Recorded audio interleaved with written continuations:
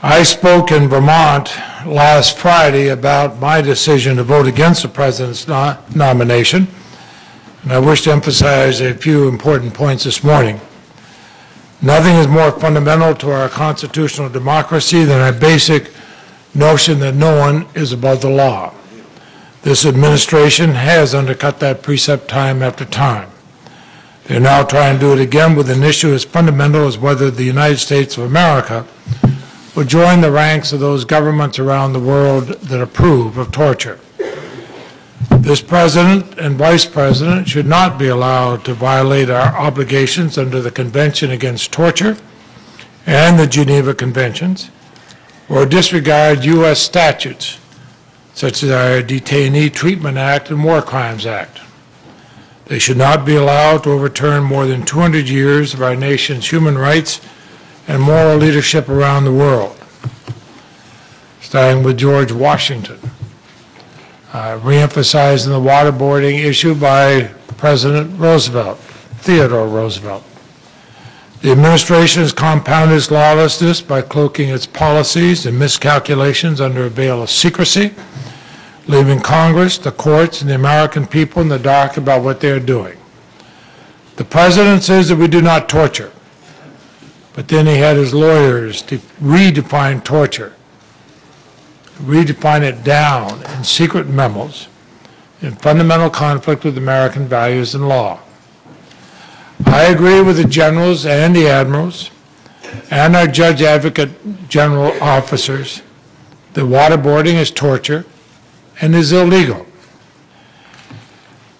Just think, if an American were waterboarded anywhere in the world, how would we react? We'd have 535 members of Congress would sign a petition or a resolution condemning it. Whoever was president, Democratic or Republican, would condemn it. So, and we wouldn't have to know, well, what were the circumstances or the purported justification for waterboarding this American? We would condemn it. Some have sought to find comfort in Judge MUKASEY's personal assurance that he would enforce a future, a new law against waterboarding if this Congress were to pass one. Unsaid, of course, is the fact that such prohibition would have to be enacted over a veto of the President. But the real damage of this somewhat empty argument is not its futility. The real harm is that it presupposes that we do not already have laws and treaty obligations against waterboarding. In fact, we do. No senator should abet this administration's legalistic obfuscations by those such as Alberto Gonzales or John Yoo or David Addington by agreeing that the laws in the books do not already make waterboarding illegal. We've been prosecuting water torture for more than 100 years. When a top legal advisor, if I could have order, please. When a top legal advisor at our State Department cannot say that the waterboarding of an American is illegal. Just think of that. A top legal advisor at our State Department this week said they can't say that the waterboarding of an American is illegal. And our State Department cannot forcefully rule it out as a technique that might be okay for other countries' foreign intelligence services to use against United States citizens. We can see how far wrong the administration is headed. When asked at a recent public debate whether he could imagine any circumstances in which waterboarding could be justified on an American by a foreign intelligence service, in a shameful response, John Bellinger of the State Department said, one would have to apply the facts of the law. And when pressed, he said he was not willing to include it or exclude it. He did not want to get involved in abstract discussions. That is so wrong that it is chilling. The United States government is basically saying to Americans, you go abroad, you're on your own. If you're tortured in this way, we don't know whether we'll come to your aid or not. Have we stooped that low? When it comes to our core values, the things that make our country great and that define America's place in the world, it doesn't depend on the circumstances. America, the great and good nation that has been a beacon to the world on human rights, does not torture and should stand against torture. But that's not what America stands for. Indeed, the better example is set by the Army Field Manual. That instructs our forces to consider how we would react if what a soldier is about to do to someone was done to an American soldier. Senator Graham is probably as good an expert on the field manual as anyone here. In fact, in their recent letter to the nominees, Senators Warner and McCain and Graham recognize, as I do, and I hope all senators do, that waterboarding under any circumstances represents a clear violation of U.S. law. Finally, when the administration and others say that we cannot say whether America waterboards people because it would tip off our enemies, they have it precisely wrong. That is about as effective as Saddam Hussein hinting that he had weapons of mass destruction when he did not, but he make the hint in order to impress his enemies. And refusing to say that we do not waterboard prisoners, we give license to others. When the United States cannot say clearly that waterboarding is torture and illegal and will not be tolerated, what does it mean for other governments? And what comfort does that provide the world's most repressive regimes? Now, I wish I could support Judge MUKASEY's nomination. I like Michael MUKASEY. We have many things in common in our past careers. I certainly don't question his intellectual ability or his independence. But this is an administration that's been acting outside the law, an administration that has now created a confirmation contortion. When many of us voted to confirm General Petraeus, the administration turned around and for political advantage tried to claim that when we voted to confirm the nominee, we also voted for anything the President might do in his war policies. Just as I do not support this President's Iraq policy, I do not support his torture policy or his views of unaccountability or unlimited executive power. No one is more eager to restore strong leadership and independence to the Department of Justice than I. What we need most right now is an Attorney General who believes and understands that there have to be limitations on executive power. America needs to be certain of the bedrock principles in our laws and our values, and that no President and no American can be authorized to violate. So I will vote no on this nomination, and I yield to the Senator from Pennsylvania. Thank you, Mr. Chairman. Before the water board issue arose, Judge Michael MUKASEY was deemed to be an ideal candidate for the next Attorney General of the United States, almost as if he had come out of central casting on all the substantive qualifications. Columbia undergrad, Yale Law School, Board of Editors, distinguished credentials there. Practice of law in New York City at a prestigious firm for 5 years, an assistant U.S. attorney for 4 years, then back to the practice of law for about a decade, then a federal judge for 18 years. Obviously a man of great intellect, learned in the law, spoke with precision. And we were all very anxious to see him confirmed. At the hearings, everyone spoke very, very favorably about him. And that was in part due to the status of the Department of Justice, which has been classified as dysfunctional and disarray. We all recognize that next to the Department of Defense, the Department of Justice is the most important department we have. Takes the lead on terrorism investigations, fights violent crime, drug crime, very grave responsibilities. And we urgently need, at this moment, someone to run that department, because right now it's being run down. And then the issue of waterboarding came up. And I was dissatisfied with the answer he gave to Senator Whitehouse during the hearing. And I wrote to him on October 24th wanting clarification. And his response on October 31st did not satisfy me. And although his answers were extensive to the written questions and very erudite and very carefully structured, they didn't satisfy me again.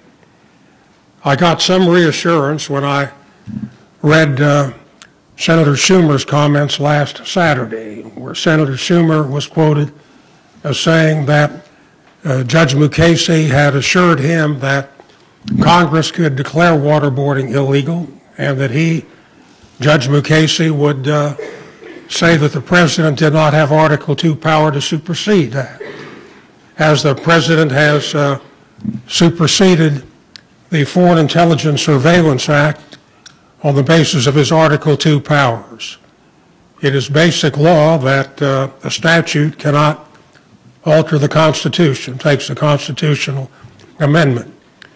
And if the President has Article II powers, he can disregard a statute under our laws. And there's Circuit Court opinion for that on foreign intelligence gathering.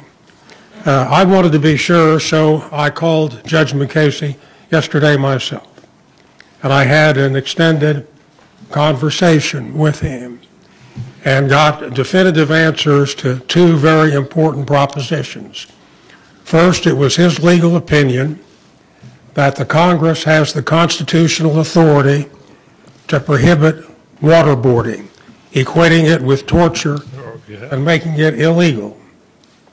And secondly, he said that it was his opinion that the President did not have Article II powers as Commander-in-Chief or other inherent power to disregard a congressional enactment to that effect.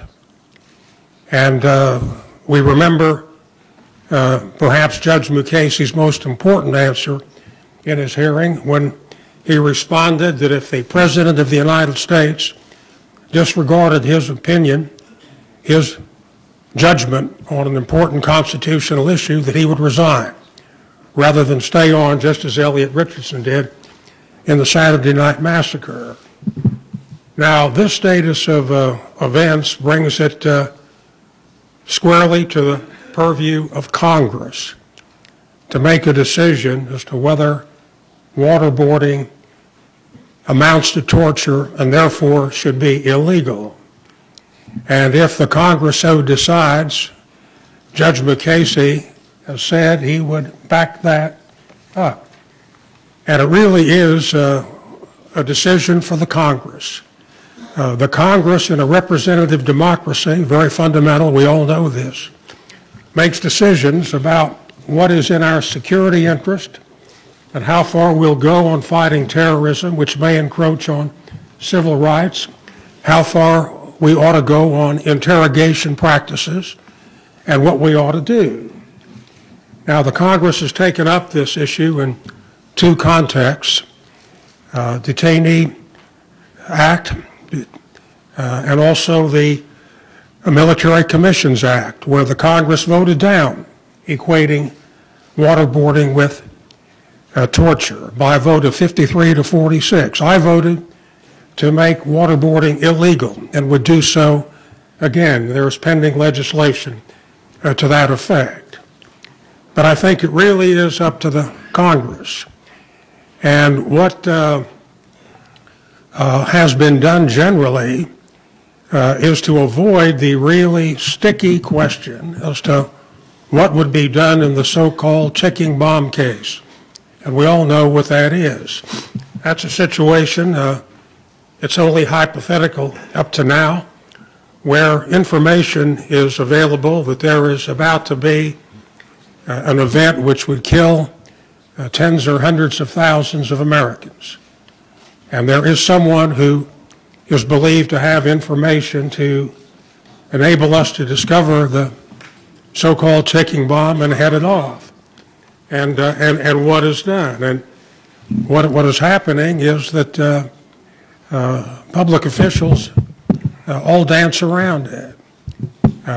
We don't want to say that waterboarding is legal even under the ticking bomb scenario, because that would give credence or credibility or legitimacy to waterboarding, and we ought not to do that even in the extreme case. And if the president was ever faced with that situation, it would be a presidential decision. And we've talked about having torture warrants, submitting the matter to a court. We've rejected that idea. But it is my thought, and I don't have all the answers to this complex question, that is a matter which ought to be considered by the Congress. What do we have to say about the morality of waterboarding? Is it banned by some international commitment, the Geneva Rules? Very fuzzy area. Justice Jackson made a lot of famous statements, and one of his most famous statements was that the Constitution is not a suicide pact, not a suicide pact. So we're not bound by the Constitution to undertake conduct which would be a suicide. So that it is my thought that Judge MUKASEY went about as far as he could go. I thought he was not on solid ground when he said he wasn't read into the program, that he didn't know what waterboarding was. Waterboarding is generally well known. Not being read into the program, I thought, was candidly an excuse, and a flimsy excuse. Certainly he had been investigated sufficiently so the president was confident to tell him the highest secrets of the country, and he could have been read into it and could have given us a judgment. And he said in answers to my letter of October 24th that he was reluctant to put people at risk. And we know that a couple of weeks ago, former Secretary of Defense Rumsfeld was served with legal process, and unclear exactly what it was, perhaps a warrant of arrest. We know that some countries are exercising extraterritorial jurisdiction on crimes against humanity, that Prime Minister Sharon was under indictment from Belgium, and we know what happened with Pinochet, so that there is a risk factor. So I think he went about as far as he could go, and I think now it's a matter for the Congress. I want to express one other concern, and that is concern about what Judge MUKASEY may have as a view of excessive executive authority. I'm very concerned about the presidential signing statements where we pass legislation, and under the Constitution he has the authority to either veto it or sign it, and he cherry picks. And he did it in two contexts which were very troubling. One was after his negotiations with Senator McCain, and we legislated on interrogation. He signed the bill and said he didn't have to follow it. And we passed out of this committee the Patriot Act, passed the Congress, and we gave the FBI additional powers on the condition that we had more oversight. Then he signed the Patriot Act, and he said he didn't have to abide by the conditions on oversight. And I asked Judge MUKASEY about that, and I got back an answer which is totally unsatisfactory. He said, I agree with you that presidential signing statements should not be a vehicle for creating unnecessary confrontation. Well, what does that mean? Is there necessary confrontation? And he says he will keep in mind the concerns when advising the president. I think the Attorney General should have said, if the president negotiates an arrangement with Congress, signs a bill, he ought to stand by it and not act to the contrary.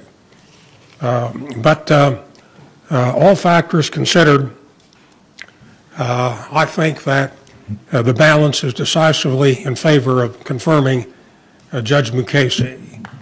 And I look forward to congressional consideration of this issue of waterboarding. We're the people who ought to decide it. And with his assurances in writing that he will back us up that's good enough for me. Thank you, Mr. Chairman. Thank you, Senator. Just so people understand, I will, obviously, anybody can speak, and I'm not going to cut anybody off. First off, I want to thank senators. I've asked all senators not to put this matter over, and that's why we're having a special Tuesday meeting. And I appreciate the fact that no senators requested the matter be put over, even though under our rules, of course, they couldn't. I do appreciate that. So we can vote on it. We have more than 10 here. One possibility is to call the roll now, and of course I'll stay here and everybody can continue to speak, to explain their vote or not. I know there are a number of other hearings on right now, and I don't want, the worst thing to be having gotten everybody here, having an agreement not to put it over and suddenly lose our quorum. Do you have a,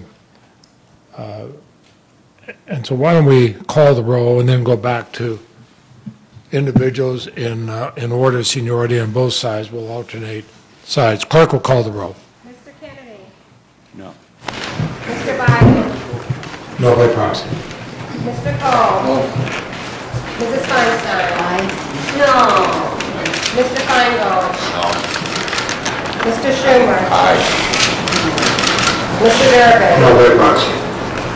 Mr. Carter? No. Mr. Whitehouse? No. Mr. Spector? Aye. Mr. Hatch? Aye. Mr. Braxton? Mr. Kyler? Mr. Sessions? Aye. Mr. Graham? Aye. Mr. Cornick? Aye by proxy. Mr. Brownback? Aye. Mr. Coburn? Aye. Mr. Chairman? No. Mr. Chairman, the votes are 11 yeas, 8 nays. The nomination is passed by the committee, will be sent to the floor, and the leader will set a time to schedule. Could I, one, I appreciate the interest of all members of the public in the committee's work. There are many people who have come to hear this hearing. I expect everyone here to be respectful of the committee and other members of the public. And if there are, certainly everybody is able to express an opinion, but not audibly. If there are audible expressions of opinion, I am directing the police to remove the people who do that, whether they agree with my position or not. Senator Kennedy. Thank you. Thank you very much, Mr. Chairman. The Department of Justice is in dire need of new leadership to guide our nation back to its constitutional moorings. Under Attorney General Gonzalez, the department lost its way as a genuine force for justice, too often served as a rubber stamp for the White House and as a facilitator and enforcer of political objectives rather than the rule of law. After a period of such tarnished leadership in the department, we need a clear, decisive, straightforward Attorney General who's not afraid to stand up for the Constitution and the rule of law, even if it means disagreeing with the President of the United States. I had hoped that Judge MUKASEY could be that person. He is certainly intelligent and has demonstrated admirable dedication to public service. As a federal judge for almost 19 years, he was by all accounts fair and conscientious in the courtroom and even showed admirable independence at times. But after reviewing and re-reviewing Judge MUKASEY's answers to questions from members of this committee, I have concluded that he is not the right person to lead the Justice Department at this critical time in our history. We need a leader who will inspire confidence in the rule of law. We need a leader who is unafraid to speak truth to power. We need a leader who is worthy of the trust we place in our Attorney General to support and defend the Constitution of the United States. Michael MUKASEY, regrettably, is not that leader. Like many of my colleagues and many American citizens, I'm deeply troubled by Judge MUKASEY's evasive answers about the legality of certain techniques of torture. While the nominee acknowledges that torture is unconstitutional, he has repeatedly refused to acknowledge that the controlled drowning of a prisoner, waterboarding, rises to the level of torture.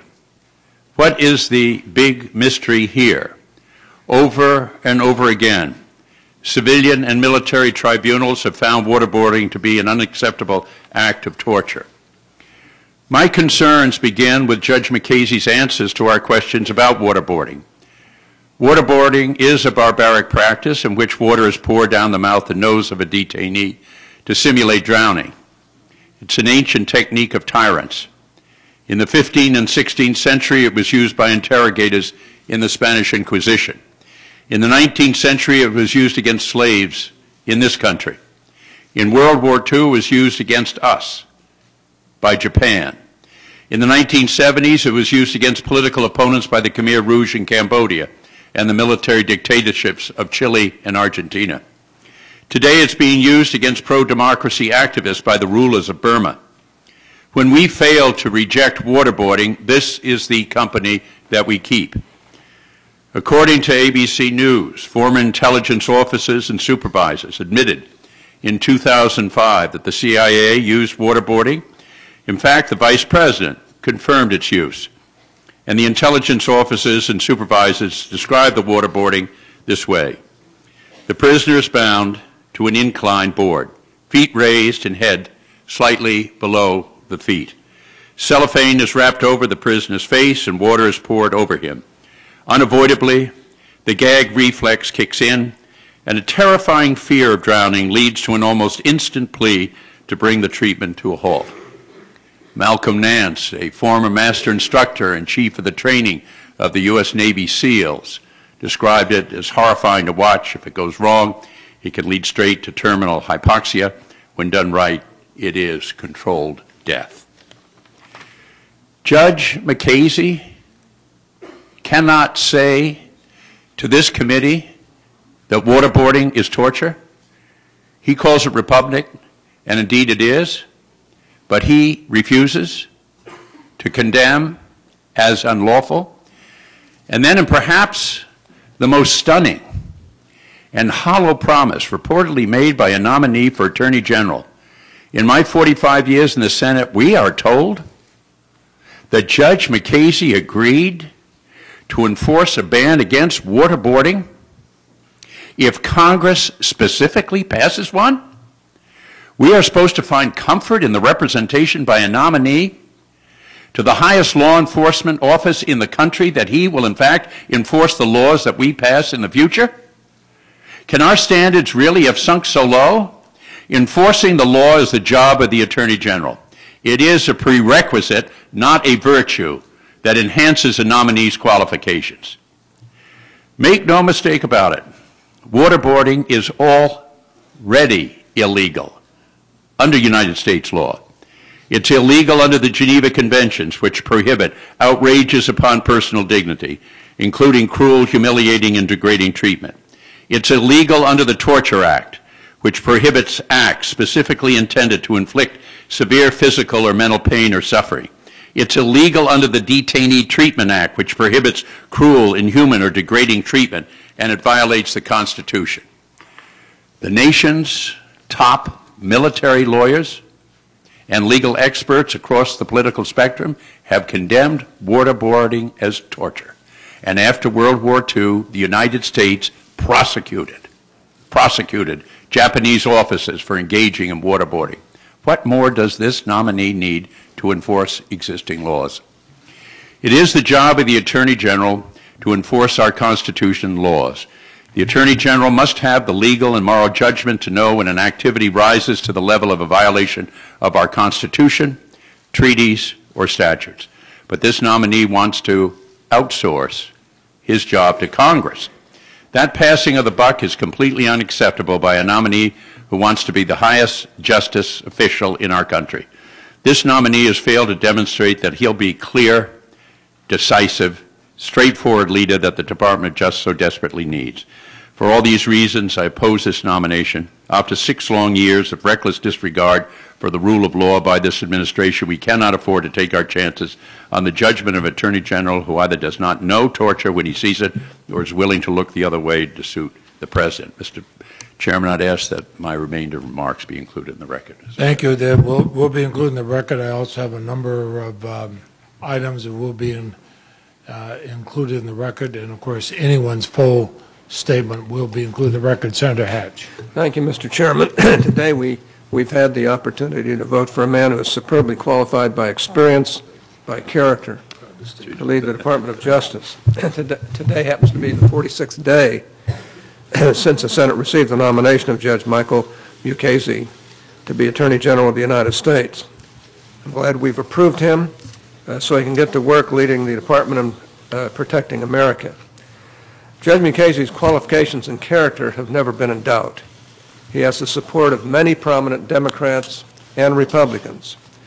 I agree with our distinguished colleague from New York, Senator Schumer, who said last Friday that Judge MUKASEY will be a, quote, strong and independent Attorney General, unquote. Then why has he been the longest pending Attorney General nominee in more than 20 years? I don't believe torture is the real issue. Judge MUKASEY has repeatedly and unequivocally denounced torture. At his hearing, it is safe to say he pleasantly surprised some by saying that torture violates not only the statutes and treaties, but the Constitution itself. As such, Judge MUKASEY said the President cannot authorize it. Torture is not, in my opinion, the real issue, nor is waterboarding the real issue. In his letter of October 30th, Judge MUKASEY said he finds this interrogation technique personally repugnant and acknowledged that it violates the Detainee Treatment Act. While he declined to state a premature legal conclusion about whether waterboarding constitutes torture, he has pledged to analyze that question and to change any Justice Department positions or policies that conflict with his conclusion. In his October 30th, he outlined the approach he would take in that analysis. He may well reach the conclusion that waterboarding constitutes torture, but will do so only after the appropriate process is completed. Senator Schumer said last Friday that Judge MUKASEY has also pledged that if Congress passes a law banning waterboarding, he will enforce it. So I don't believe waterboarding is the real issue. The real issue here is one that, to be frank, my Democratic colleagues have been raising for a long time, which I urge them to take more seriously today.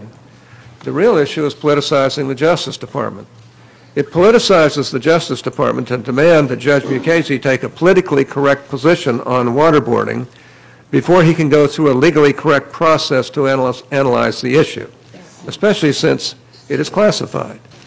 It politicizes the Department of Justice to demand that Judge MUKASEY take a public position on such an issue for a department he does not yet run, a position requiring facts he has not yet acquired, and legal standards that he has not yet applied.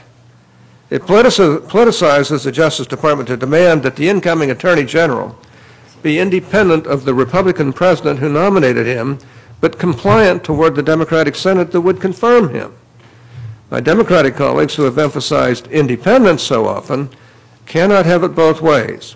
They cannot demand that Judge MUKASEY make his own legal judgments on issues important to the president, but that he make their legal judgments on issues important to them.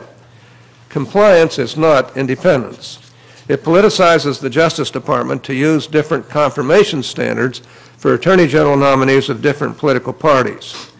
In 1993, when a Democratic Senate considered a Democratic president's nominee for Assistant Attorney General, one of my Democrat colleagues on this committee said, quote, "The president should get to pick his own team unless the nominee is incompetent or some other major ethical or investigative problem arises. The president gets the benefit of the doubt," unquote. That was the right standard when this committee voted on Janet Reno's nomination without even waiting for a markup. And it is the right standard today. Not only is Judge MUKASEY more than competent, but no one has even suggested a single ethical or investigative problem. He meets the standard Democrats applied to Democrat nominees and should already have been confirmed. Now, Judge MUKASEY is obviously qualified for the position. He has integrity and commitment to the rule of law that my Democratic colleagues have said is essential and that we know is essential. His background as a prosecutor and a judge and his expertise in national security and terrorism cases equip him to make independent judgments about the issues facing America at this crucial hour in our history. Last Friday, our distinguished colleague, Senator Feinstein, said that Judge MUKASEY has a strong, informed, and independent mind. She said, quote, "He will be a strong Attorney General and will represent the best interests of the American people," unquote. I agree, and I urge my colleagues to support him. This is a good man. I believe he'll do a great job down there at Justice. I believe that the fact that we've had some of these issues raised is not a bad thing, but on the other hand, I believe that none of these issues should be used to stop this otherwise tremendously qualified individual from becoming Attorney General of the United States. Thank you, Mr. Chairman. Senator Cole? Thank you, Mr. Chairman. It is with great reluctance that I cannot support Judge Mukasey's nomination to be Attorney General. He is nominated to be this nation's top law enforcement official. His unwillingness to say what we all know, that waterboarding is torture, sends the wrong signal to the rest of the world, puts our own soldiers and citizens at risk, and harms our ability to win the war on terrorism. His unwillingness to condemn torture techniques as illegal calls into question his independence from the White House and suitability to be Attorney General. Many of us who opposed the nomination of Attorney General Gonzalez did so because we did not believe that he could be independent of the White House. Unfortunately, our worst fears were realized.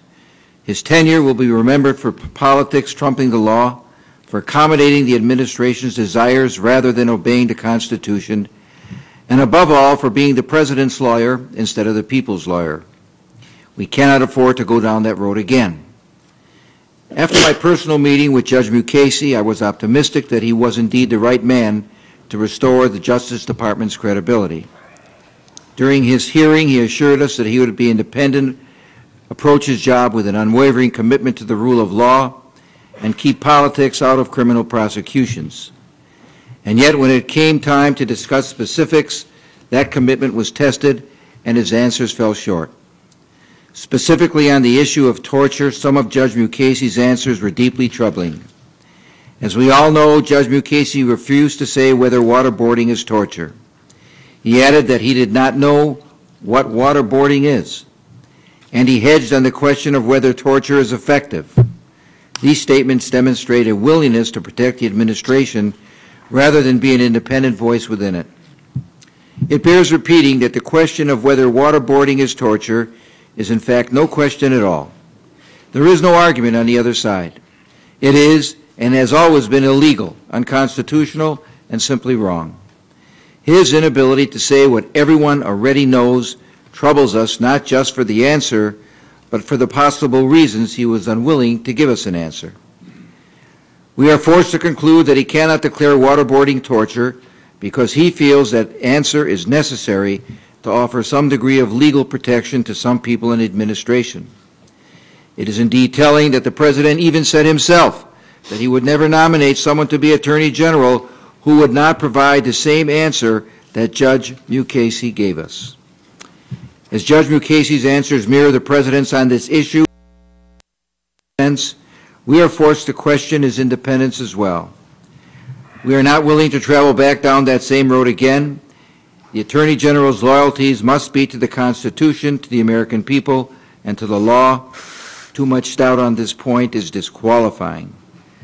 We need an Attorney General who will dramatically change the course of the Justice Department and restore our credibility as a nation of laws.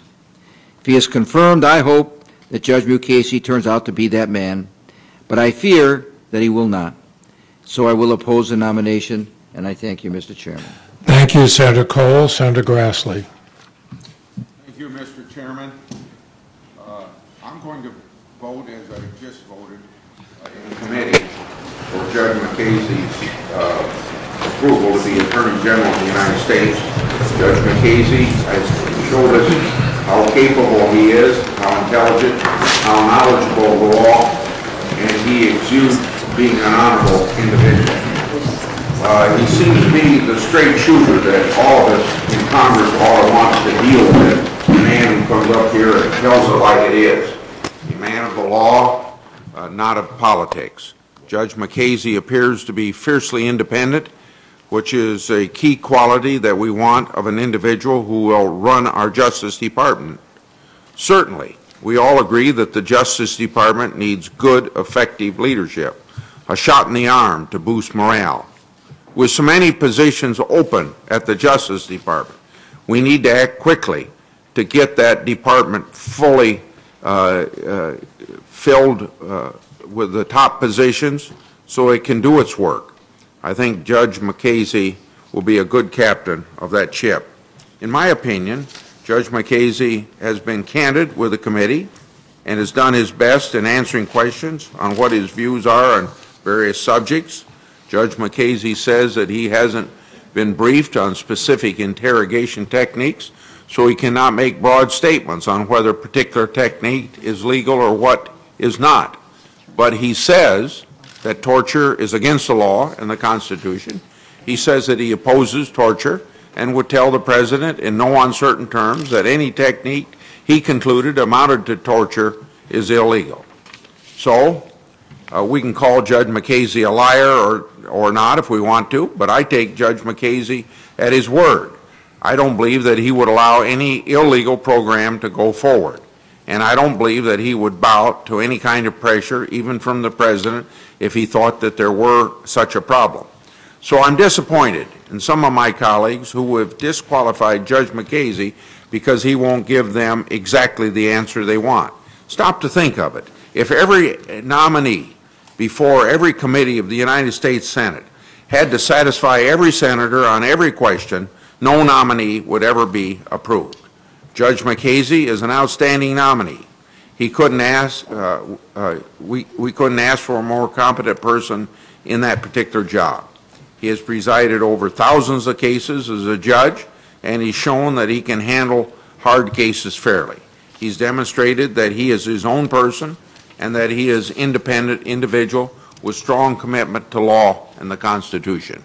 I'm happy a majority of my colleagues on the committee have supported this highly qualified individual to come before the entire United States Senate.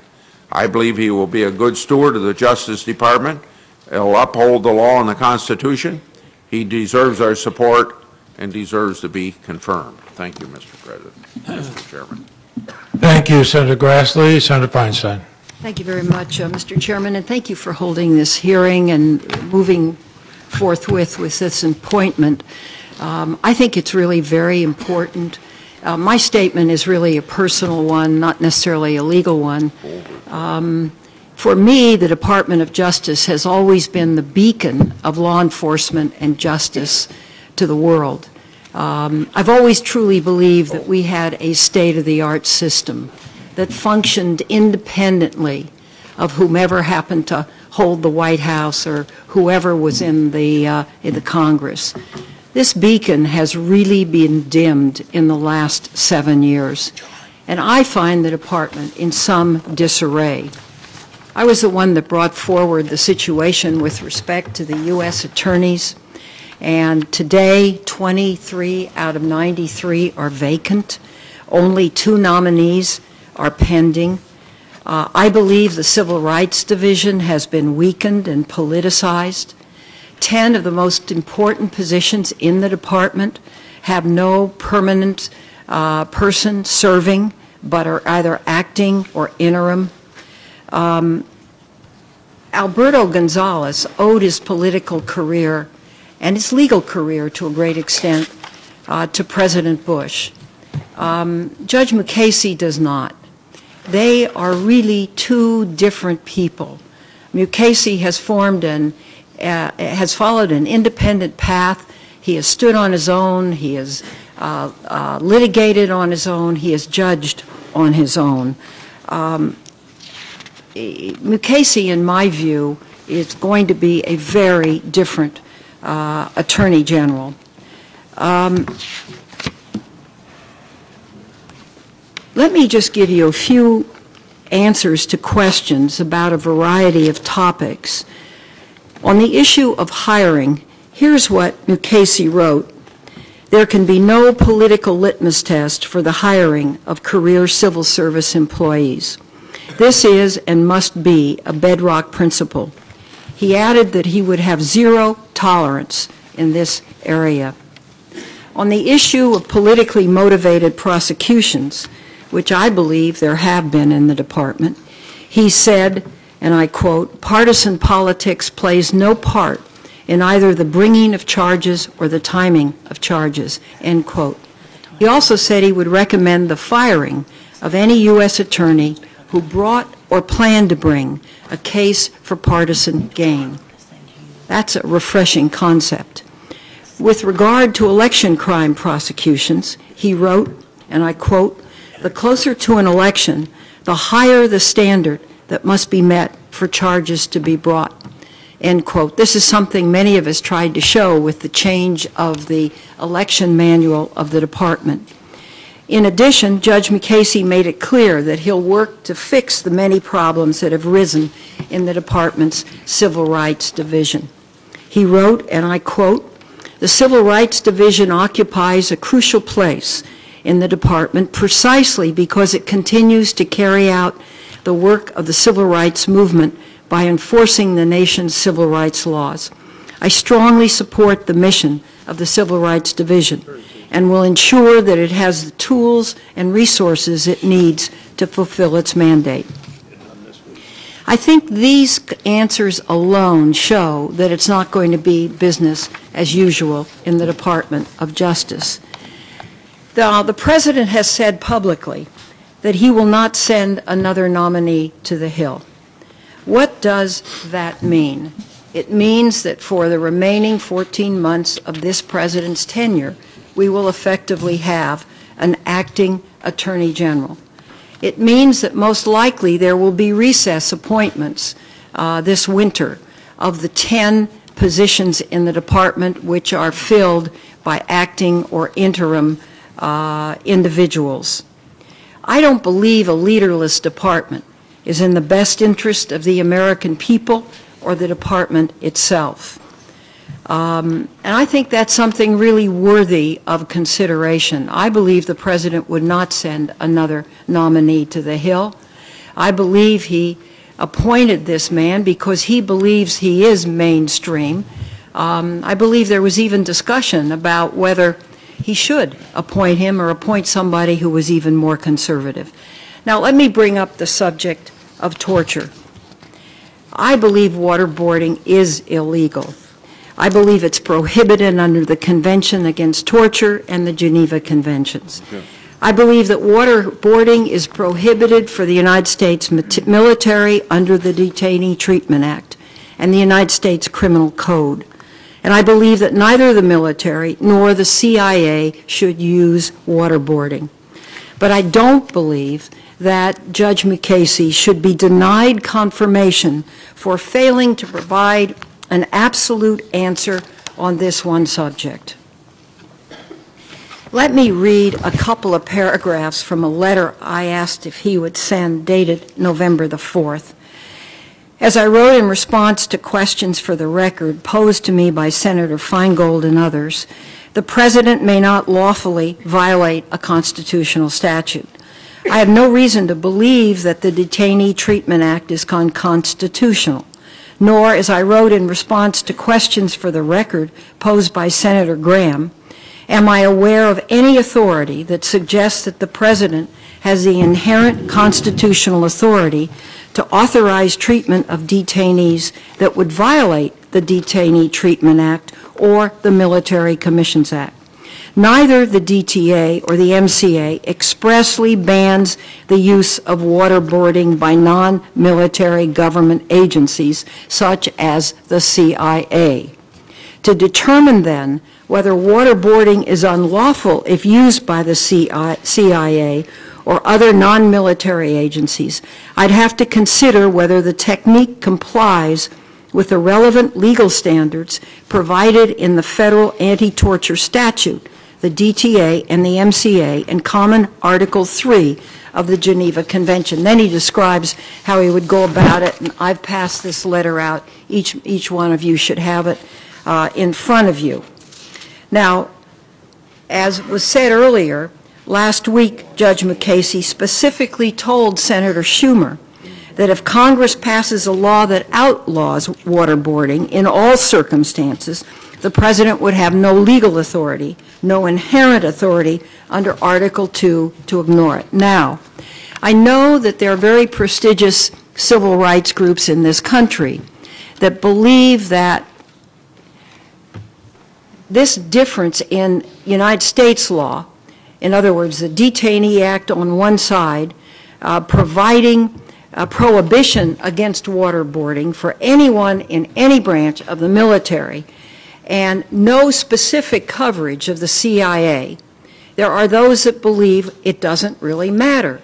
What the CIA does is still covered under these international treaties to which we are a signator. I believe that's correct. Nonetheless, it is very easy to remedy, and it is very easy to simply say waterboarding is prohibited in any vehicle that we may have before us. I think there is an argument that can be made to do that, to take this off of the table of any other discussion and to make it very, very clear. So that's something I think we're going to have to decide and come to grips with in these months. But I really believe that this man is going to be an independent breath of fresh air in this department. I really believe, though, that he has a very short time in which to put his imprimatur on the department. And I would hope that he moves rapidly. I hope he will step forward and be a truly non-political, non-partisan Attorney General, that he will make his views very clear, and that once he has the opportunity to do the evaluation he feels he needs on waterboarding, will be willing to come before this body and express his views comprehensively and definitively. Thank you very much, Mr. Chairman. Thank you. Without, there will be...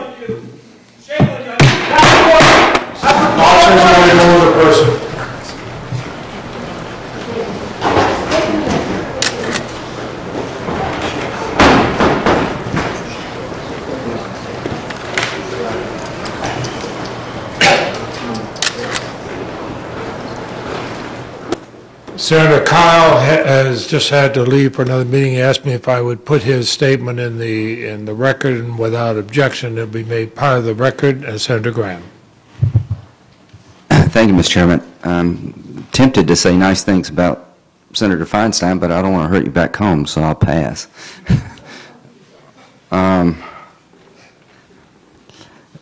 The reason I voted yes is because I think Judge MUKASEY really is the right guy at the right time. This nation is very much tied up in knots about how we fight this war. And as Senator Feinstein and others have expressed, the Department of Justice, Senator Specter, is really in chaos. And we do need a new Attorney General desperately. And the reason I'm going to vote yes, or have voted yes, is because I believe he's a man of the law, not politics. I think you made a very good case that he doesn't have a political patron to reward. He comes from the law, and all those who've been in front of him. The real test to me is not what we think of him, because we're all worried about politics. I do respect my colleagues, but we live in a different world. The best way to judge someone in his position is, what do those who have gone before him say about him? What do the Democrats and Republicans, the prosecutors and defense attorneys who've practiced before him for years say about him? The best way to understand Judge MUKASEY is to listen to those who know him best and have had an opportunity to interact with him. And if you listen to them, it is a very easy decision regarding the man. He is the right guy at the right time, because unanimously those who have been before him in his court have nothing but glowing things to say about his independence. They respect him as a judge, and that he truly is a man of the law, exactly what we need.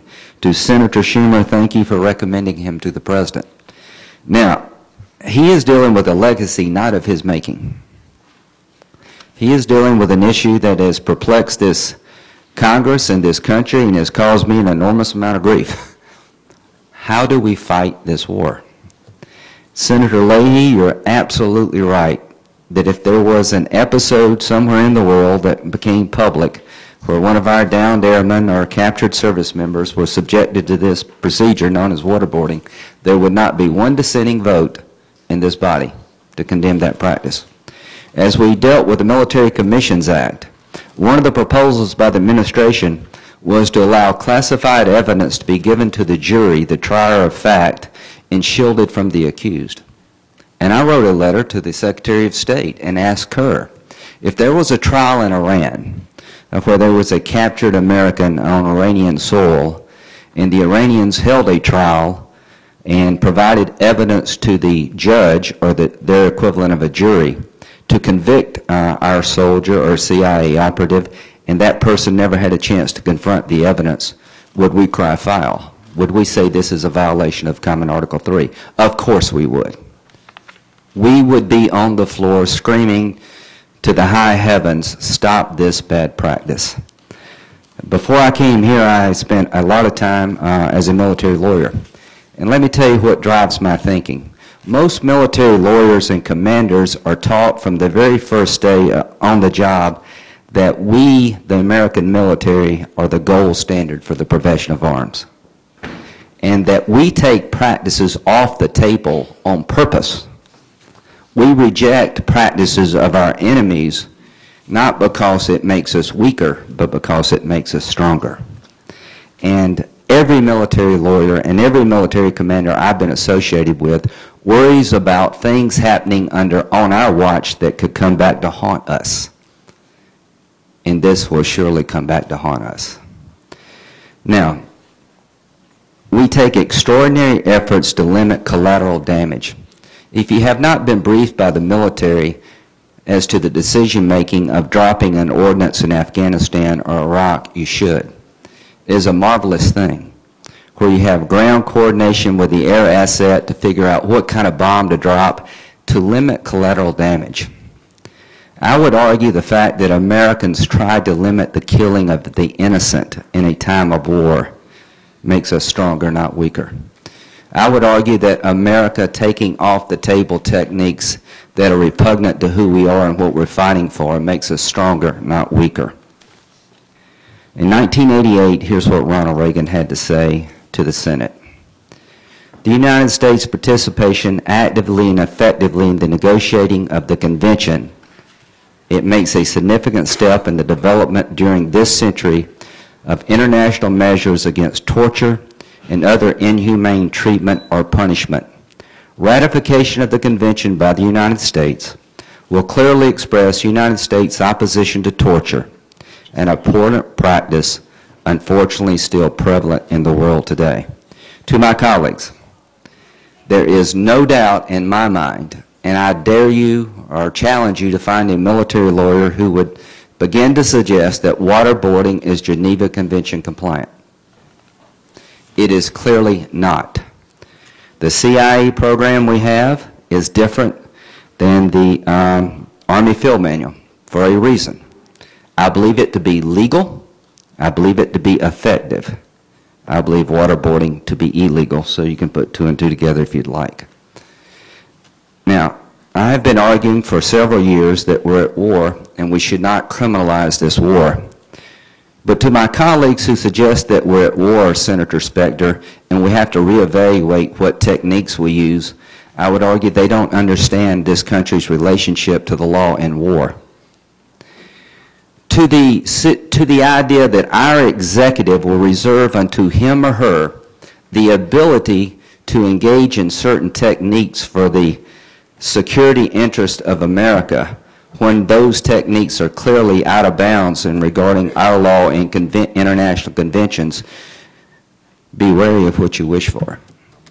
If we allow our executive, in certain rare circumstances, to use techniques like waterboarding, then what do we say when a downed airman is in the hands of another enemy in another war? And they argue, well, I had to do this because I needed to know when the next air attack was going to occur. The buried child in the hands of the child molester. What do we allow our police to do? We all want to save the child. But if they do things that are clearly out of bounds in terms of lawful interrogation techniques, do we reward them because they did a good thing? Or do we stand up for the law when it's hard? If we go down the road of trying to reserve in special circumstances our ability to breach conventions and laws that we have enacted for the good, then we will have, in my opinion, given the enemy a great victory. The world is not short of people and countries who will waterboard you. There's not a shortage of people who will cut your heads off in the name of religion. There is a shortage of people who believe in justice, not vengeance. So I will vote for this good man of the law.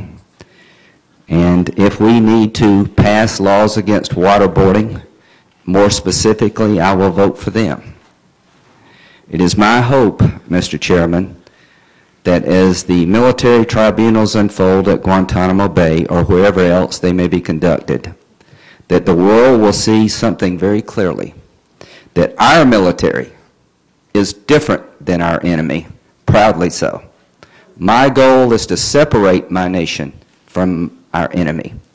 The law is our strength. It is not our weakness. That if there is a conviction coming out of a military court-martial or a military tribunal involving a terrorist suspect, I want the world to know a couple of things. It was based on evidence, not the person's religion. It was based on the facts, not revenge. And the testimony wasn't coerced. That will make us stronger. I believe Judge MUKASEY will reinforce those values. Thank you, Mr. Chairman.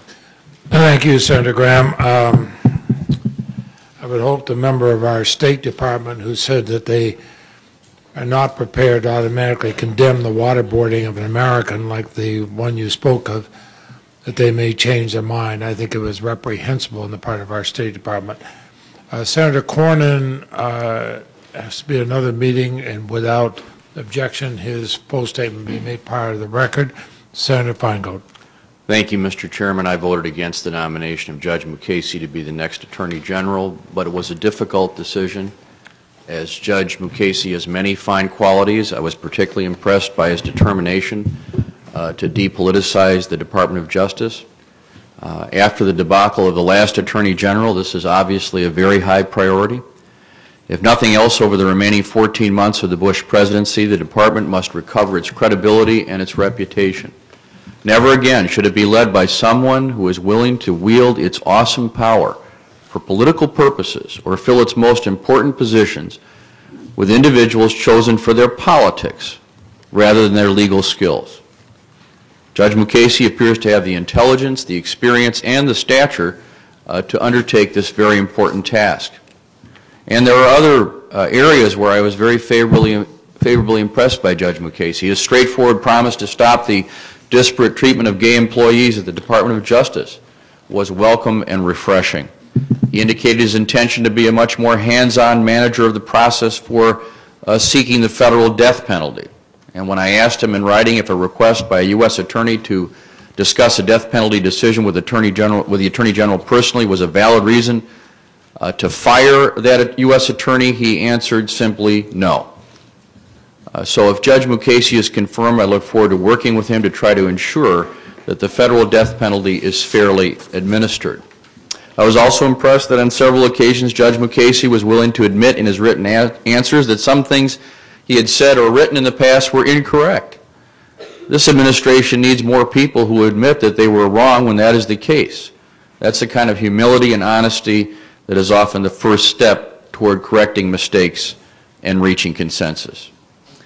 In many respects, then, Mr. Chairman, Judge MUKASEY is a big improvement on the previous Attorney General. At this point in our history, however, the country needs more. Simply put, after all that has taken place over the last 7 years, we need an Attorney General who will tell the President that he cannot ignore the laws passed by Congress. And on that fundamental qualification for this office, Judge MUKASEY falls short. The President's warrantless wiretapping program, instituted after 9/11 and carried out in secret until it was revealed in a New York Times article in December 2005, presented the Department of Justice with an historic test of its integrity and its commitment to the rule of law. Under the previous leadership, the Department failed that test. We need an Attorney General who, when faced with a similar crisis, will look the President in the eye and tell him no.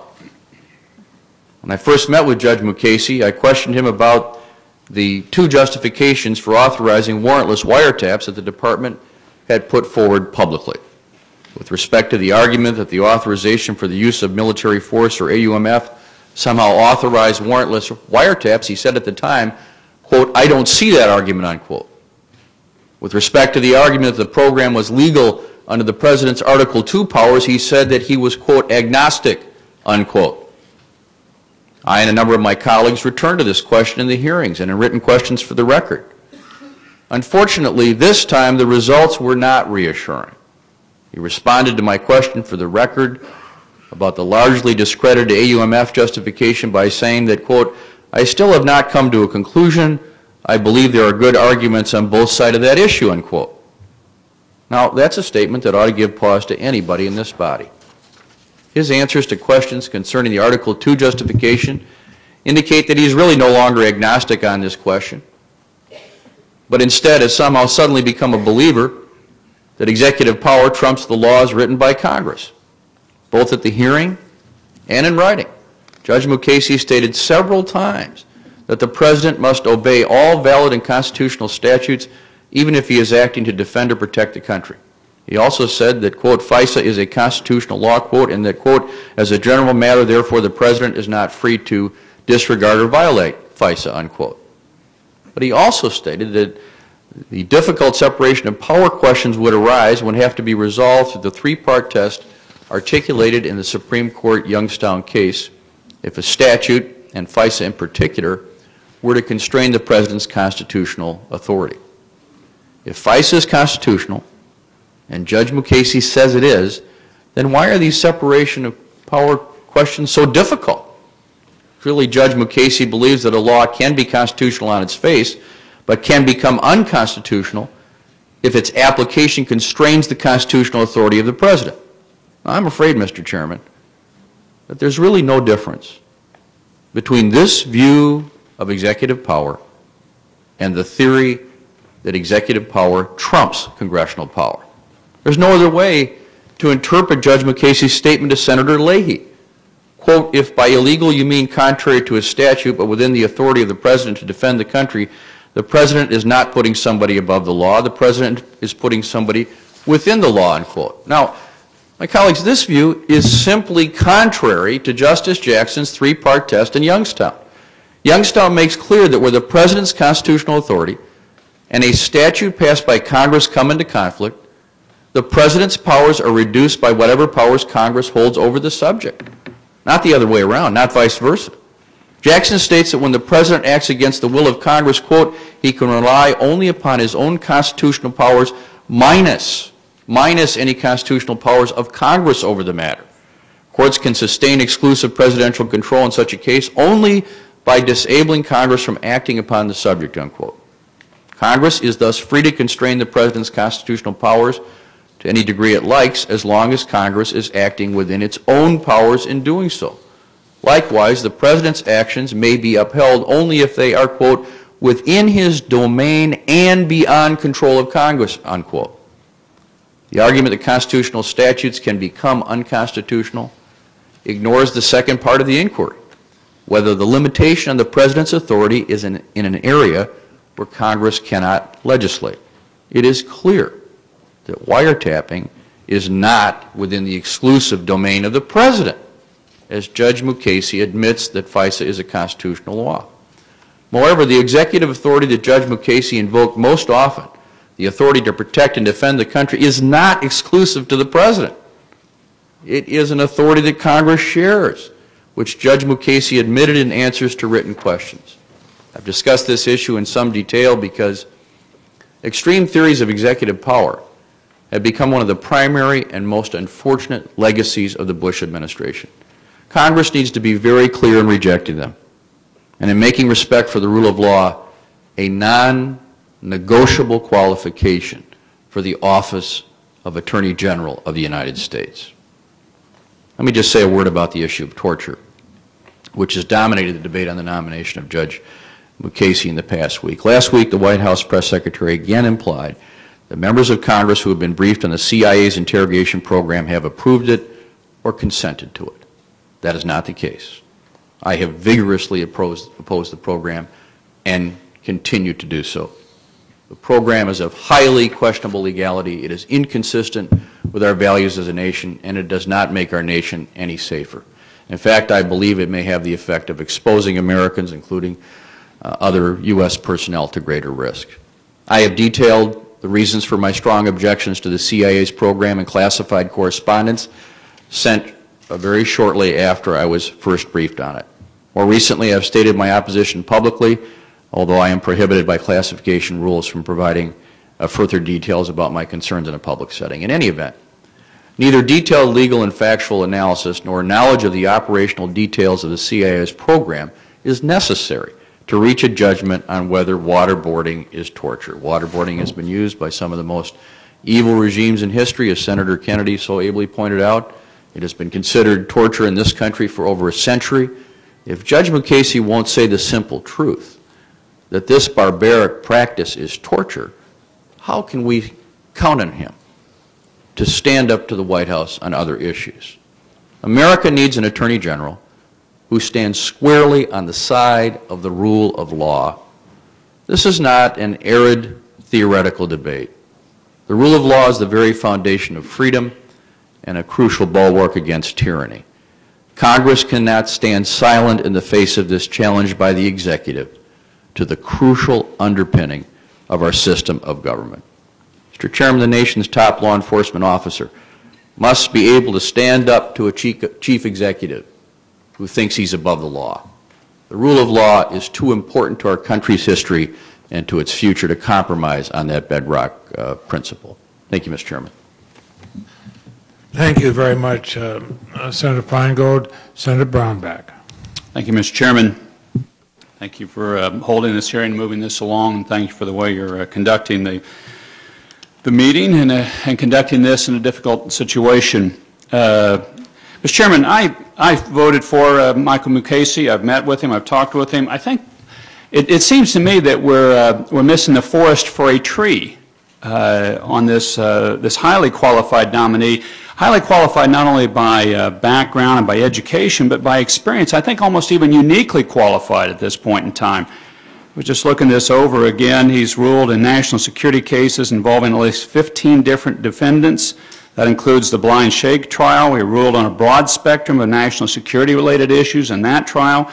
Ruled on a number of cases in the Jose Padilla trial, including the need for an enemy combatant to have access to a lawyer, the power of the President to designate an individual an enemy combatant, the applicability of the federal habeas corpus statutes, the reach of material witness statutes, and more. The reason I point all that out is that you're at the tail end of this administration. We're at war on terrorism, and you've got a uniquely qualified individual to look at a number of the legal implications in a war the type of which we haven't been in before, where your enemy combatants are not representatives of foreign governments, but they represent some sort of linkage extraterritorial. And we are going through a whole series of legal questions, and here's a man who's dealt with these on a trial court basis, who is brilliant, I think, in dealing with it on a difficult set of issues. I really want to express, and I'm sorry she's left, appreciation to Senator Feinstein for the letter that she got from Judge Mukasey recently, for standing up and for even the personal attacks in here in the room against her. These are not easy decisions by anybody. They certainly weren't an easy decision by Senator Feinstein. And I think it hurts the committee. I think it hurts the process when they're personally attacked in the committee room, and I appreciate, Chairman, you clearing the room of individuals when they do something like that. These aren't easy decisions to make. I do appreciate Senator Feinstein's approach on this narrower issue that she's put forward on waterboarding and in the letter that she's gotten back, and I think this is a sensible process for people to follow on this particular technique, and I think it's wise that we go that route. Mr. Chairman, one of the issues that came up during the presidential debates that I got to participate in, not very well, but I got to participate in them nonetheless. And we're glad to have you back. Well, I'm delighted to be back. I didn't intend to be back, but I'm honored to be back. But at one of the debates, a question came up that I thought was just too real for the moment. And that was one of the moderators asked the question, okay, you know, or there's significant traffic going on that somebody has a dirty bomb or a nuclear weapon and is planning to bomb a mall in the United States, a major shopping mall in the United States. What would you do as President of the United States in that particular scenario? And you have people who appear to know factually what the case is. It's really what Senator Specter cited to earlier. And the problem with the scenario is, well, it's one that he put forward as a moderator. It is all too real of a possibility of where we are as a nation right now, that you could have that sort of scenario in this country today. And you're standing there as somebody that hopes to be the leader of the country, and you're wrestling with the very core question that we're on right now. I want to save the lives, and the first role of the federal government is to provide for the common defense. And yet at the same time, you want to stand as the standard bearer in the world for what is right and what is appropriate. And that makes, I think, these questions very, very difficult to look at. I think that's why this scenario that Senator Feinstein's put forward is the way to go.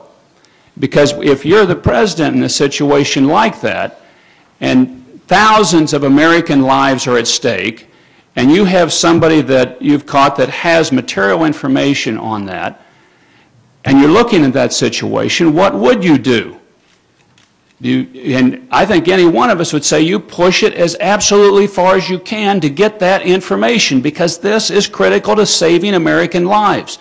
And this is your job as president to do that. I think it's an all too realistic scenario. I recognize as Senator Graham puts forward, these have implications around the world, no question about it. And I want this country, and I've said it often, to stand for what's good and what's right. At the same time, you want to keep the people alive, and you want to go as far as you can to get that information if it's going to save American lives. I think we've got an outstanding nominee who has wrestled with these issues more than perhaps anybody else in America today. I'm glad he's cleared through committee. I hope he can clear on through the floor, and then I hope we can come back and clear through this issue of waterboarding along the lines of what Senator Feinstein has recommended. For that reason, he has my support, and he has my gratitude for coming forward as what I believe is an outstanding nominee for as far as experience in a time of extraordinary need in this job. Thank you, Mr. Chairman. Thank you, Senator Brownback. Senator Schumer. Thank you, Mr. Chairman. And today I voted to confirm Michael Mukasey as Attorney General of the United States. I did so for one overarching reason. The Department of Justice, once the crown jewel among our government institutions, is adrift and rudderless. It desperately needs a strong and independent leader at the helm to set it back on course, and I believe Judge Mukasey is that person. As this committee's own investigation has found over the last 9 months, the department has been run into the ground by the Bush administration. The department has been mired in scandal, inexplicably fired U.S. attorneys, political prosecutions, ideological litmus tests for career lawyers, mass departures by civil rights lawyers. The list goes on and on. But now we're on the brink of a reversal. There is virtually universal agreement, even from those who oppose Judge Mukasey, that he would do a good job in turning the department around in these areas.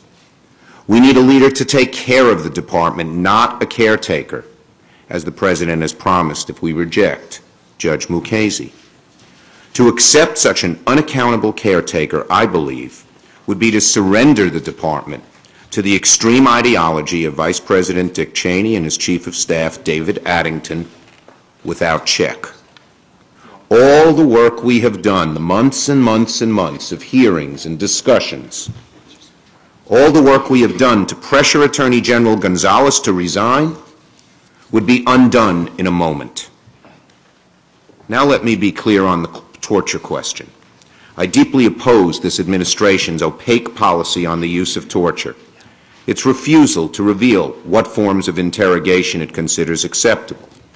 I deeply oppose all forms of torture. It debases us and opens our own citizens to abuse abroad. Specifically, I believe that the cruel and inhumane technique of waterboarding is not only repugnant but also illegal under current laws and conventions, period. I also support Congress's efforts to pass additional measures that would explicitly ban this and other forms of torture. When Judge MUKASEY came before the Senate Judiciary Committee, he refused to state that waterboarding was illegal. That was unsatisfactory to me and many members of the committee on both sides of the aisle.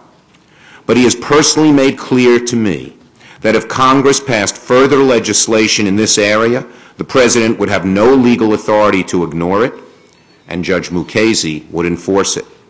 From a Bush nominee, this is no small commitment, as it flatly contradicts David Addington's own view of executive power and the President's authority to order torture. And this is an important point. Even without the proposed law in place, Judge MUKASEY would be more likely than a caretaker to find on his own that waterboarding is illegal. Indeed, his written answers to our questions have demonstrated more openness to ending the practices we abhor than either of this President's previous Attorney General nominees have. We could expect no such openness from a caretaker Attorney General.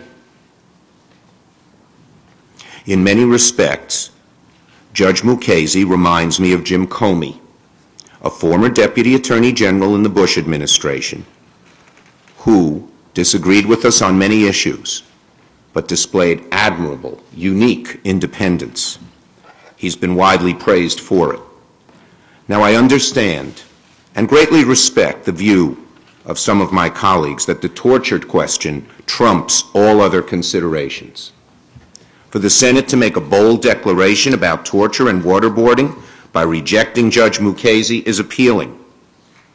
But to defeat him would abandon the hope of instituting many of the reforms called for by our investigation. And if 6 months from now, with a caretaker Attorney General, the same policies continued, the victory in defeating MUKASEY would seem hollow.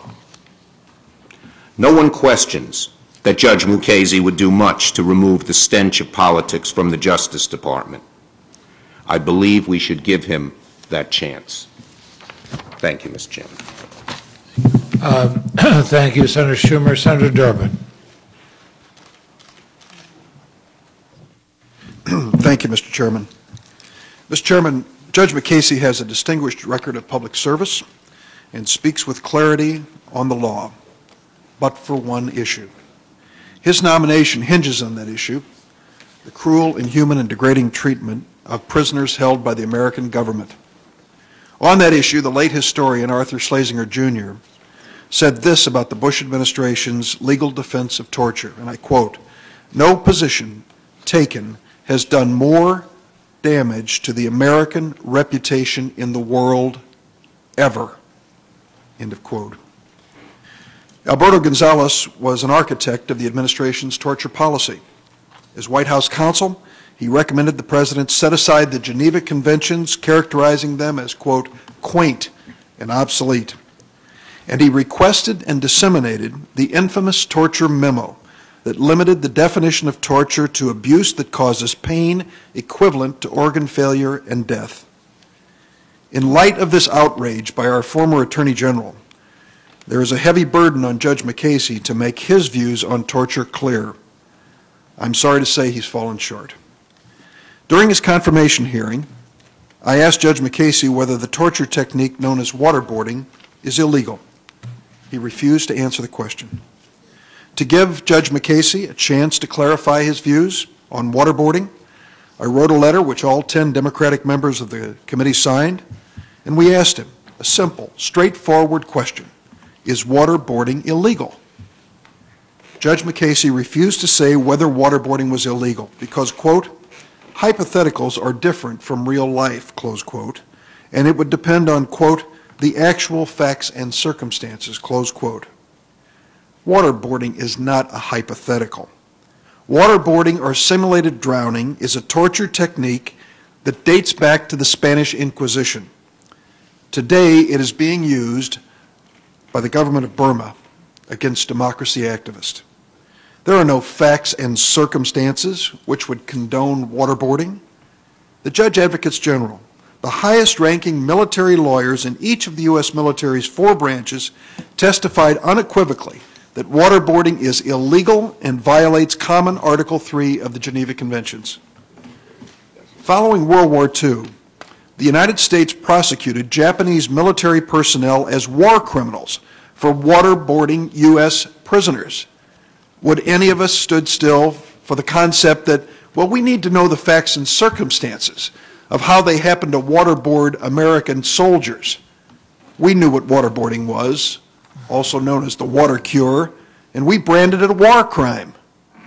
Our own State Department has long recognized waterboarding as torture, cruel, inhuman, and degrading. And we each year publish a human rights report for the world to read in which we characterize those countries like Sri Lanka and Tunisia that use waterboarding as outside the bounds of acceptable human rights behavior. In a recent statement, Senators McCain, Warner, and Senator Graham said, and I quote, waterboarding under any circumstances represents a clear violation of U.S. law. Anyone who engages in this practice on behalf of any U.S. government agency puts himself at risk of criminal prosecution. End of quote. 3 Republican senators, the Judge Advocates General, and our State Department did not need to be briefed on the administration's interrogation program to conclude waterboarding is illegal. Neither should Judge MUKASEY. And because he's not been briefed, offering his opinion on waterboarding won't give away any secrets.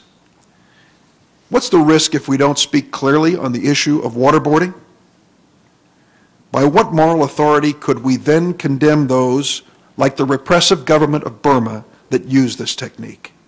And how can we speak as a nation with moral clarity in demanding that American soldiers never be subjected to waterboarding if we allow our Attorney General to bob and weave when asked a single straightforward question?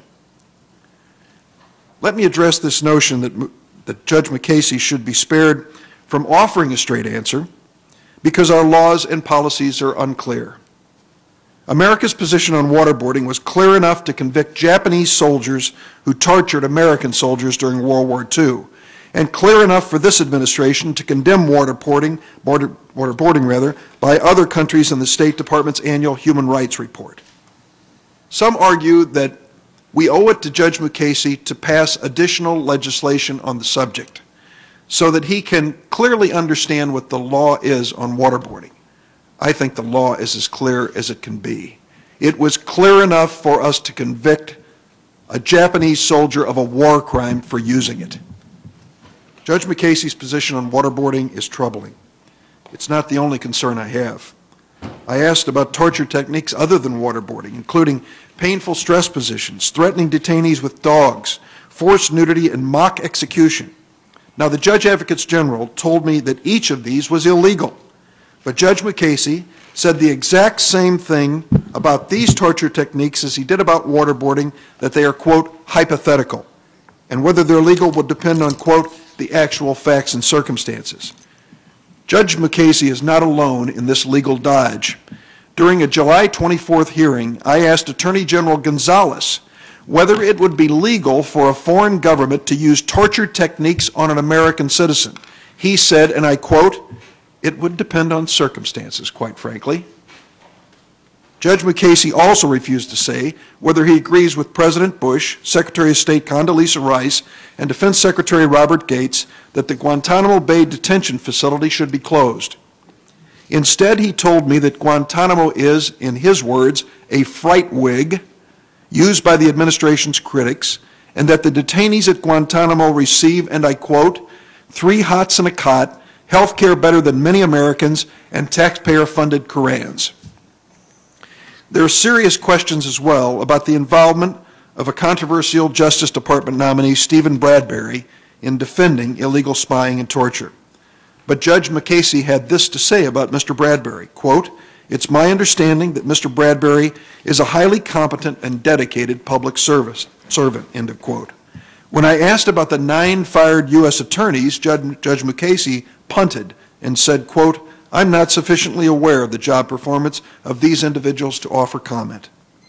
In contrast to his refusal to comment on the legality of waterboarding, Judge MUKASEY was willing to reach other legal conclusions. Take an example, the controversial issue of retroactive immunity for telecom providers who participated in the NSA warrantless surveillance program. Although he's not been briefed on the facts and circumstances of this highly classified program, Judge MUKASEY nonetheless stated, and I quote, "Retroactive immunity, in my judgment, would appear appropriate."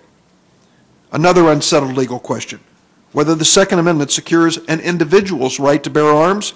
Judge MUKASEY told me, quote, "Based on my own study, I believe the Second Amendment protects an individual's right to keep and bear arms," end of quote. In other words, Judge MUKASEY agrees with the Bush administration when it comes to retroactive immunity and the Second Amendment. Why is he willing to take a position on these controversial issues, but unwilling to take a position on waterboarding? Some have argued that President Bush won't nominate anyone who will speak clearly on this issue of torture. Perhaps that's true, but I'd much rather have an acting Attorney General for the next 14 months than have the Senate give its consent to an Attorney General nominee who refuses to repudiate a cruel, abusive technique that has been regarded as torture in the civilized world for over 500 years. Finally, many of my colleagues and editorial writers argue that the fate of Judge MUKASEY should not be decided by this one issue. But many of us have said that some issues, like race and the equality of women, really are so fundamental they transcend so many other issues.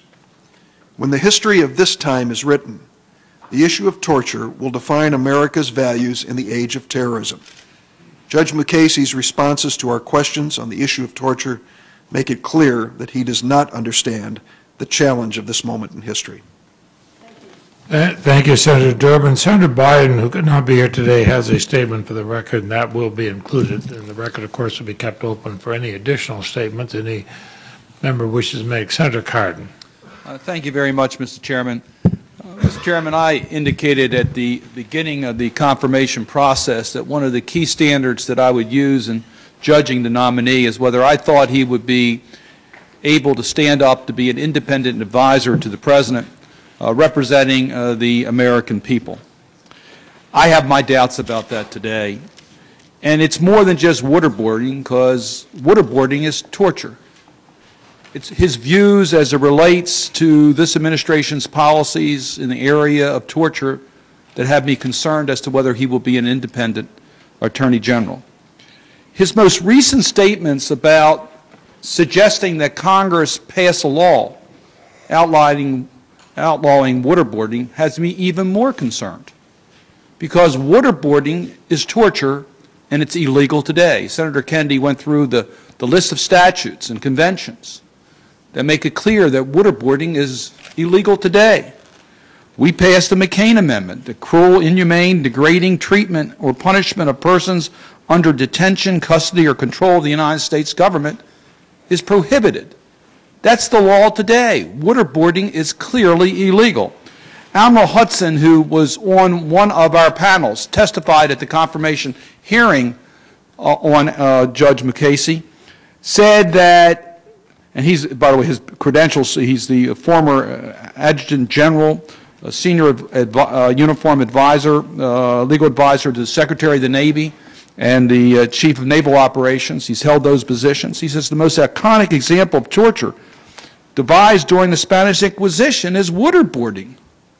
So this is clearly illegal today, and yet Judge MUKASEY hedges on this issue and suggests that we pass a statute and then he would enforce it. Well, Mr. Chairman, it's not easy to pass a statute, any statute in this Senate.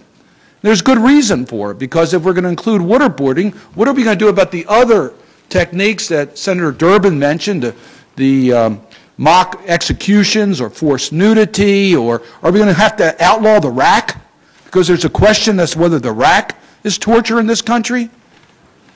So I'm even more troubled by his suggestion that the burden is on the Congress, because the Congress has already acted. To me, the burden is on this administration, and I want an Attorney General who will give independent advice to the President. Admiral Hudson also said that the Attorney General, as our chief legal enforcement officer, has to be absolutely unequivocal as to what is torture and what is not. And I have my doubts as to whether the Attorney General will do that. Michael MUKASEY needs to be the Attorney General for the American people, not just for the President of the United States. On torture, I want the President and the Attorney General to be very clear to the international community that the United States will not use torture, nor will it ever allow torture to be used against an American, and we will use every means at our disposal to hold any foreign agent accountable if they attempt to use torture against an American. Senator Graham is correct in his analogy. I agree with what he said as to why it's critically important for us to be crystal clear about the use of torture. It's our values. It's what this nation stands for. It's what we fought for over the years, to protect these values of America and to stand up for human rights. And now we had the President of the United States in a signing statement saying that torture may not, the prohibition of torture may not apply to what he thinks is all right to do. And now we have an Attorney General nominee who is unclear as to whether waterboarding is torture. It's deeply troubling. Yes, Michael MUKASEY is a good person. He's well qualified. He has a distinguished career in public service. But on the critical question as to whether he will be an independent advisor to the President on the use of torture, I have real doubts. And it's for those reasons that I oppose his confirmation. Thank you, Senator Cardin. Senator Whitehouse. Thank you, Mr. Chairman. I have had the chance to say my piece on the floor of the Senate, and I'm the last speaker in the committee, and a lot of very senior and distinguished senators are still waiting. So I will speak briefly, but there are a number of points that I wish to make. The first is to agree with the senators who've spoken today that Michael MUKASEY is highly qualified for this position, that he is evidently a very fine man, and that he is assertedly and probably quite independent. I do have one hesitation when I say that, though, and that has to do with Judge MUKASEY's difficulty answering a very direct question about waterboarding. And I think that there is room for question as to whether that was a display of a reasonable judicial reticence, or whether this candidate for nomination had been vetted by the Bush White House and instructed that this was a no-fly zone and that he was not to give the answer that his legal brilliance, his candor, his logic would all lead him to. Instead, he was to give the answer that he gave. I would like to associate myself with the remarks Senator Feinstein has made about the Department of Justice and those of Senator Schumer. Clearly, there are grave issues at the Department of Justice, and it is a matter of urgency that capable, honorable leadership be put in place there. I would also take a moment to associate myself with the remarks of Senator Graham. I think his remarks about America being a country that is strengthened when it follows its laws and strengthened when it manifests its values was beautifully stated and is vitally important. The reason that I voted against Judge Mukasey, is that I feel that the discussion about torture that we have had has provided the opportunity for this country to have a moment of clarity about what should be a simple and clear proposition. And I'm afraid that by allowing this nomination to proceed, we will lose that moment of clarity. I don't think we can look to this administration to provide that moral clarity to the world. Unfortunately, it is my belief that when Vice President Cheney, for instance, gets on the television and tells the world that we do not torture, around the world, far too many people believe not only that we torture, but that we lie. And so Congress has the chance to provide that moment of moral clarity that I think is important. No one, I doubt, feels the harm to the Department of Justice more than I do. I've served as a United States Attorney, and the calling that that department represents is very, very, very important to me, to this country, to the values that we share. So I am very deeply torn to have voted against this nominee. But I do see a nation under the Bush administration that is on a slow and sickening slide from the city on a hill that earlier presidents talked about. We have compromised our values. We have disregarded our Constitution. We have degraded our standing in the world. And people died for this stuff. So, in some respects, it is a sacrifice to the Department of Justice, and that pains me and grieves me.